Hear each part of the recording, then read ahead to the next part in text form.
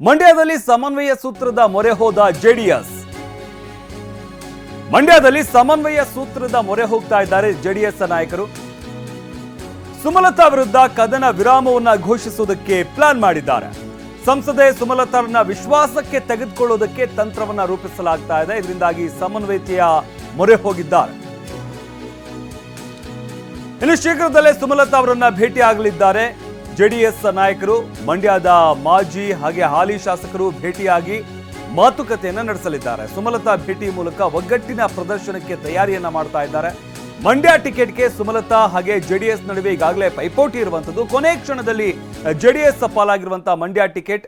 ಆದ್ರೆ ಸಂಸದೆ ಸುಮಲತಾ ಅವರು ಏನಾದ್ರೂ ಪಕ್ಷೇತರವಾಗಿ ಮತ್ತೆ ನಿಲ್ತಾರಾ? ಇದರಿಂದಾಗಿ ಜೆಡಿಎಸ್ಗೆ ಹೊಡೆತ ಬೀಳುತ್ತಾ? ಈ ರೀತಿಯಾದಂತಹ ಆತಂಕ ಕೂಡ ಸದ್ಯಕ್ಕೆ ಜೆಡಿಎಸ್ ನಾಯಕರಲ್ಲಿ ಇರುವಂತದ್ದು. ಈ ಹಿನ್ನೆಲೆಯಲ್ಲಿ ಅವರನ್ನ ವಿಶ್ವಾಸಕ್ಕೆ ತೆಗೆದುಕೊಳ್ಳೋದಕ್ಕೆ ತಂತ್ರವನ್ನ ರೂಪಿಸಲಾಗ್ತಾ ಇದೆ.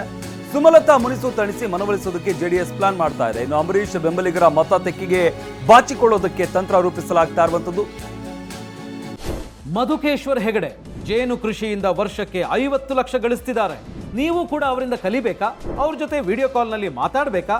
ಈಗಲೇ ಫ್ರೀಡಮ್ ಆಪ್ ಡೌನ್ಲೋಡ್ ಮಾಡಿ.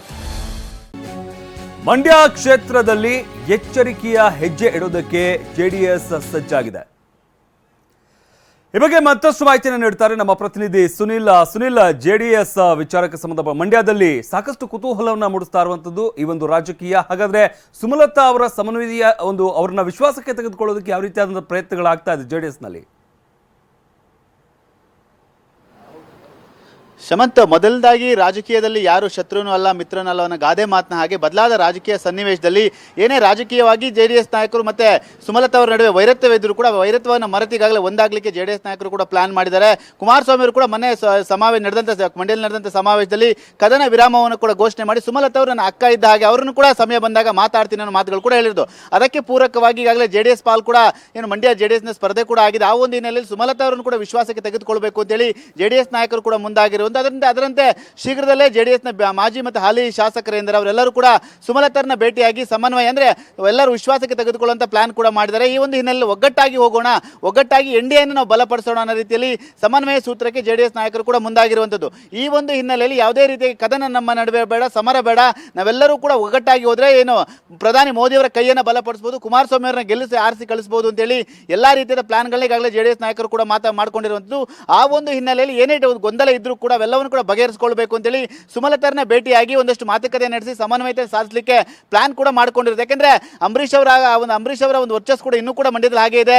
ಆ ಒಂದು ಸಮನ್ವಯತೆ ಸಾಧಿಸಲಿಲ್ಲ ಅಂದ್ರೆ ಒಂದು ಮತ ಬ್ಯಾಂಕ್ಗಳಿಗೆ ಹೊಡೆತ ಆಗುತ್ತೆ, ಅದರಿಂದ ಕಾಂಗ್ರೆಸ್ಗೆ ಅನುಕೂಲವಾಗುತ್ತೆ. ಆ ಒಂದು ಹಿನ್ನೆಲೆಯಲ್ಲಿ ನಮ್ಮ ಜೆಡಿಎಸ್ ಮತ್ತು ಸುಮಲತಾ ನಡುವೆ ಯಾವುದೇ ರೀತಿಯಾಗಿ ಬಿರುಕು ಉಂಟಾಗಬಾರ್ದು, ಒಗ್ಗಟ್ಟಿನ ಪ್ರದರ್ಶನ ಆಗಬೇಕು, ಸಮನ್ವಯತೆ ಆಗಬೇಕು ಅಂತೇಳಿ ಜೆಡಿಎಸ್ ನಾಯಕರು ಈ ಒಂದು ಸಂಧಾನ ಸೂತ್ರಕ್ಕೆ ಮೊರೆ ಕೂಡ ಹೋಗಿರುವಂತ. ಅದಕ್ಕೆ ಪೂರಕವಾಗಿ ಕುಮಾರಸ್ವಾಮಿ ಅವರು ಕೂಡ ಅವರ ಮಾತಲ್ಲೇ ನೋಡ್ತಾ ಇದ್ರೆ ಸುಮಲತಾ ಮತ್ತು ಕುಮಾರಸ್ವಾಮಿ ಅವರ ನಡುವಿನ ಒಂದು ಕದನ ಏನಿತ್ತು ಆ ಕದನ ವಿರಾಮವನ್ನು ಕೂಡ ಘೋಷಣೆ ಮಾಡಿರುವಂತು. ಹಾಗಾಗಿ ಶೀಘ್ರದಲ್ಲೇ ಕುಮಾರಸ್ವಾಮಿ ಅವರಾಗಬಹುದು ಜೆಡಿಎಸ್ ನಾಯಕರು ಸುಮಲತಾರನ್ನ ಭೇಟಿಯಾಗಿ ಅವರನ್ನು ಕೂಡ ಒಗ್ಗಟ್ಟಿನ ತೆಗೆದುಕೊಳ್ಳೋಕೆ ಪ್ಲಾನ್ ತಂತ್ರವನ್ನು ಕೂಡ ಮಾಡಿರುವಂತದ್ದು. ಶಮಂತ್, ಧನ್ಯವಾದ ಸುನಿಲ್ ನಿಮ್ಮೆಲ್ಲ ಮಾಹಿತಿಗಾಗಿ.